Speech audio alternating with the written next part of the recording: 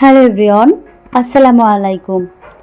আমি তন্নি কথা বলছি চট্টগ্রাম থেকে। Welcome back to my channel. আশা করছি আল্লাহ পাক আপনাদের সবাইকে ভালো রেখেছেন। আলহামদুলিল্লাহ, আমিও বেশ ভালো আছি।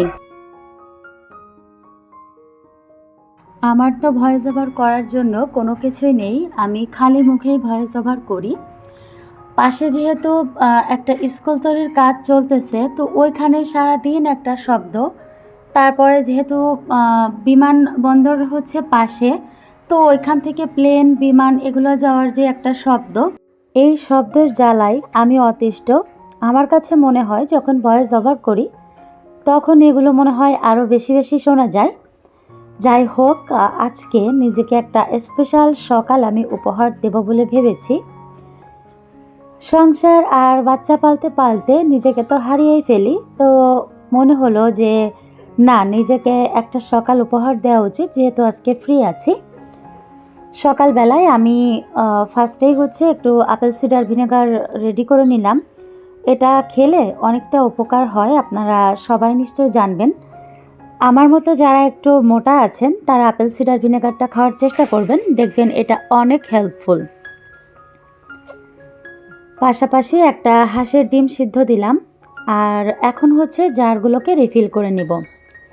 সেই সাথে আপনাদেরকে একটা ঘটনা বলবো, যেটা কিনা আমার নিজের বোনের সাথে ঘটা একটা ঘটনা। আপনারা তো দেখি গল্প শুনতে অনেক বেশি পছন্দ করছেন, আর আমি কোনো কাল্পনিক ঘটনা বলি না, আমার আশেপাশে ঘটা অথবা আমার নিজেদের পরিবারে ঘটা যে সমস্ত ঘটনা থাকে আমি সেগুলোই আপনাদের সাথে তুলে ধরি। তো আশা করছি, কি বলবো, মানে এখানে তো আসলে ভালো লাগার কিছু নেই, খুবই মর্মান্তিক একটা দুর্ঘটনা যেটা আমার বোনের সাথে হয়েছিল। আপনারা একটু সতর্ক হবেন যাতে আপনাদের কারোর সাথে এমনটা না হয়। 2015 সালে ঘটে যাওয়া একটা মর্মান্তিক ঘটনা। আমার মামাতো বোন ইন্টার ফার্স্ট ইয়ারে পড়তো তখন। গায়ের রংটা ছিল খুবই কালো, তবে চেহারাটা মোটামুটি ভালোই ছিল। তাকে পাত্রপক্ষ যখন দেখতে আসে, এমনিতেই গ্রামের একটা মেয়ে, তারপরে কলেজে উঠে গেছে, এখনো বিয়ে হচ্ছে না। পাত্রপক্ষ দেখতে আসলে তারা কিছু টাকা দাবি করে, যেটা কিনা আমরা দিতে রাজি হইনি, কারণ সে খুবই ব্রাইট স্টুডেন্ট ছিল। আমরা তাকে সবাই বোঝাই, আমি তো তখন ভালোই ছোট, আমি ক্লাস 9-এ পড়ি। আমরা তাকে সবাই বোঝাই, মানে আমার আম্মু টাম্মু সবাই, যে তুমি ভালো স্টুডেন্ট, তুমি পড়াশোনা করে তুমি নিশ্চয়ই কিছু করতে পারবে, তখন এর থেকে অনেক ভালো ছেলে তোমার জন্য আসবে, তুমি মনটা খারাপ করে না। তারপরে সেও নিজেকে বুঝিয়ে সুঝিয়ে সামনের দিকে এগোতে থাকে। আর তখন পুরো গ্রামের যে লোকজন ছিল, বাচ্চারা, তাদের বাচ্চাদেরকে ওর কাছে, মানে আমার বোনের কাছে প্রাইভেট পড়াতো। আমার বোন বাড়িতে যে হচ্ছে পড়িয়ে দিয়ে আসতো, তারপরও বাসায় এসে পড়লে যে একটা মানে বেতন, সেই বেতনটাই কিন্তু নিত, কারণ সে কষ্ট করে পড়াশোনা করেছে, সে জানে যে আসলে প্রাইভেটের টাকা গ্রামের মধ্যে দরিদ্র মানুষগুলোর পক্ষে দেয়া কতটা কষ্ট। তো এরকমই প্রাইভেট পড়াতে পড়াতে একটা বাড়িতে সে প্রাইভেট পড়াতে যায়। ওই বাড়ির যে হাজব্যান্ড ওয়াইফ ছিল, তারা একটু মানে অন্যরকম কাজের সাথে জড়িত, সেটা গ্রামের সবাই জানতো। তবে গ্রামের মধ্যে যেহেতু তেমন কোনো দুর্ঘটনা ঘটায় না বা কিছু করে না, তার জন্য আর তাদেরকে কেউ কিছু বলে না। তার 2 বাচ্চাকে যে পড়িয়ে দিয়ে আসতে হবে, তারা হচ্ছে ডবল টাকা দিবে। এখন ওর আমাদের বাড়ি থেকেও এটা বেশ দূরে। এখন ও বলে যে মা, এখানে গেলে বেশি টাকা দিবে, তাহলে আমি যাই, এটা আমার জন্য ভালো হবে, আবার ওখানে গেলে ওরা নাস্তাও দেয়, তো সব কিছু মিলে আমার লাভই হচ্ছে। তখন আমার মামি বলে যে আচ্ছা ঠিক আছে, তাহলে যাও, গিয়ে হচ্ছে প্রাইভেটটা পড়াও। এখন ওইখানে প্রাইভেট পড়াতে যে ওরা একটা নষ্ট মোবাইল, মানে সেকেন্ড হ্যান্ড মোবাইল বিক্রি করে। আমার বোনটা ওই মোবাইল কিনে নেয়, সেই সাথে আমার বোন মানে একটা সিমও কেনে।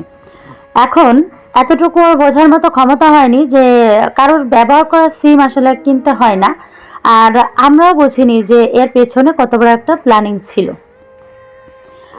এখন ওই ফোনে রং নাম্বারে একটা কল আসতো, মুন্না নাম করে একটা ছেলে। ওই ছেলেটা আমার বোনের সাথে কথা বলতো। কথা বলতে বলতে ওই ছেলেটা আমাদের সবার সাথে কথা বলেছে।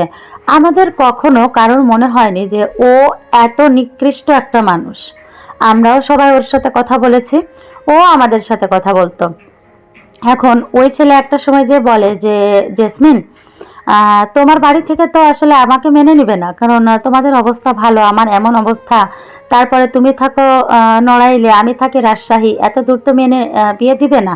তুমি পালিয়ে চলে আসো, আমরা বিয়ে করি, তারপরে আমাদেরকে অবশ্যই মেনে নেবে।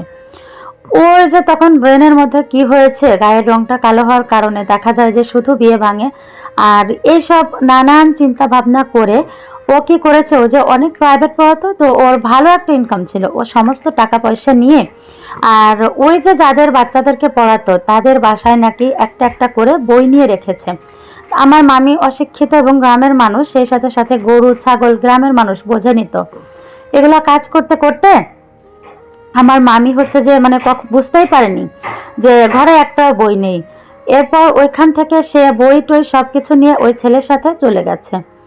যাওয়ার প্রায় 4-5 দিন পর কল দিয়ে বলে যে মা আমি ভালো আছি, আমাদের বিয়ে হয়ে গেছে। এখন না মেনে নিয়ে তার উপায় নেই, বাড়ি থেকে আমরা এদিকে সবাই মেনে নিয়েছি।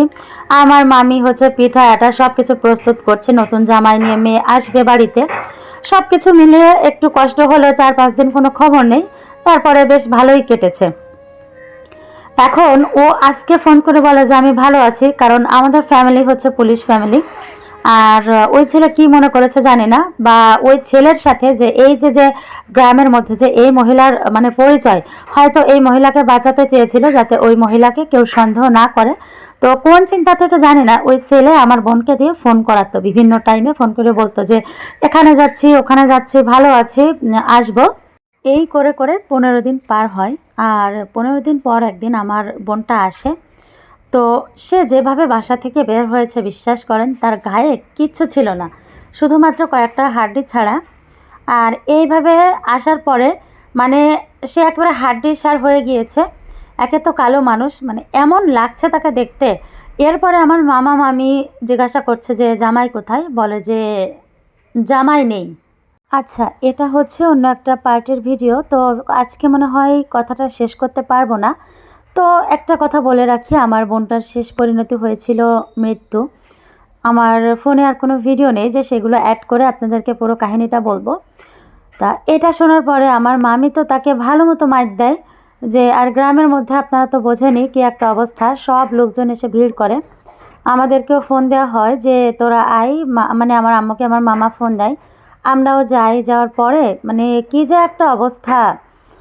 এরপরে হচ্ছে আমরা আসল কাহিনী জানতে পারি যে ওকে নিয়ে যাওয়ার পরে কী কী আসলে করা হয় ওর সাথে, কতজন মিলে ওর সর্বনাশ করে। মানে পুরো কাহিনীটাই ও আমাদেরকে বলে, যেটা শুনে আমরা মানে ভাষা হারিয়ে ফেলেছি। আপনারা টিভিতে ক্রাইম পেট্রোল দস্তাক দেখেন না, যেমন ঠিক তেমন একটা কাহিনী, বুঝছেন, হুবহু একটা কাহিনী। তা আসলে আমার মানে বলার মতো না কোনো ভাষা নেই, বুঝছেন, আমার ভাষা হারিয়ে ফেলেছি। আর আজকে আমি শেষ করতেও পারলাম না, এত মর্মান্তিক একটা কাহিনী এবং এত ষড়যন্ত্র।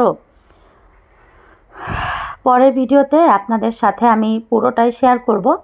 আসলে আজকে আমি আর এগোতে পারছি না, অন্যান্য ভিডিও কিছুই ফোনের মধ্যে নেই, যেটা হচ্ছে যে মানে এটার সাথে অ্যাটাচড করে পুরোটা বলবো। তো সবাই ভালো থাকবেন, আল্লাহ হাফেজ, আসসালামু আলাইকুম।